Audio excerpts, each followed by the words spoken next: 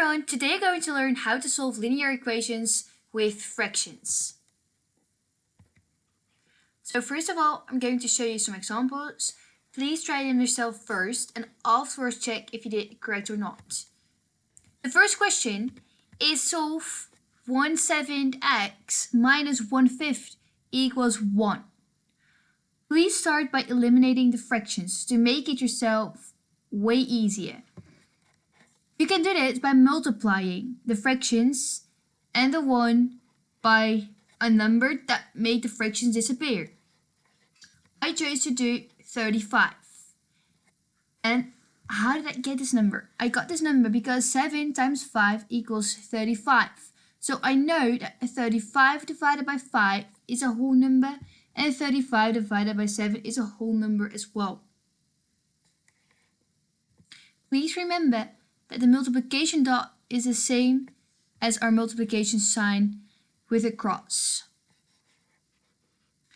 If I multiply 1/7 x by 35, I get 35 over 7x.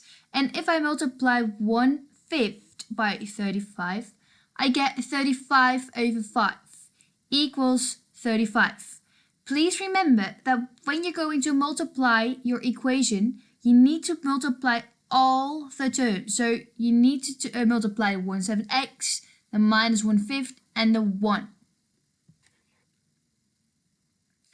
Now you need to simplify it. So you get 5x minus 7 equals 35. Since 35 divided by 7 equals 5x, and 35 divided by 5 equals 7. You just copy the 35. I want to get rid of all the numbers on the left hand side, so I add 7 on both sides. So please make sure to maintain balance when you're using the balance method.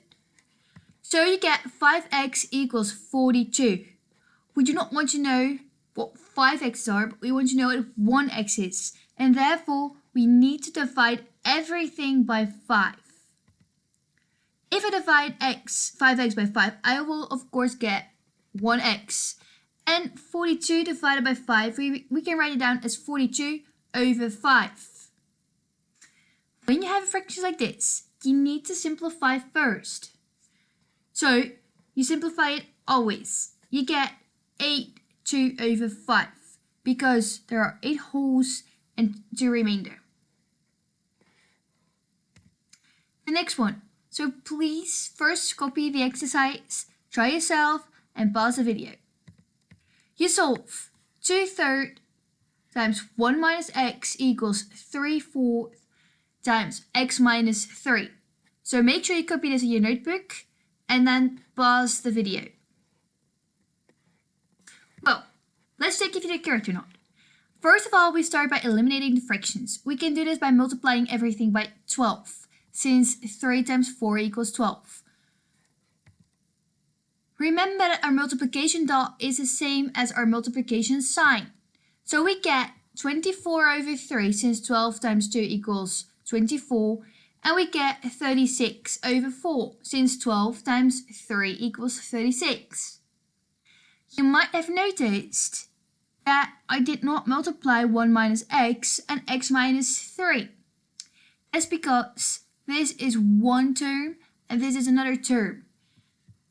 This is stick together with the brackets and therefore we're not allowed to multiply them as well because we are already multiplying it. Then you need to get rid of the brackets by multiplying out of brackets. So 8 times 1, 8 times minus x, 9 times x, and 9 times minus 3. Now you might wonder how we got the 8 and how we got the 9.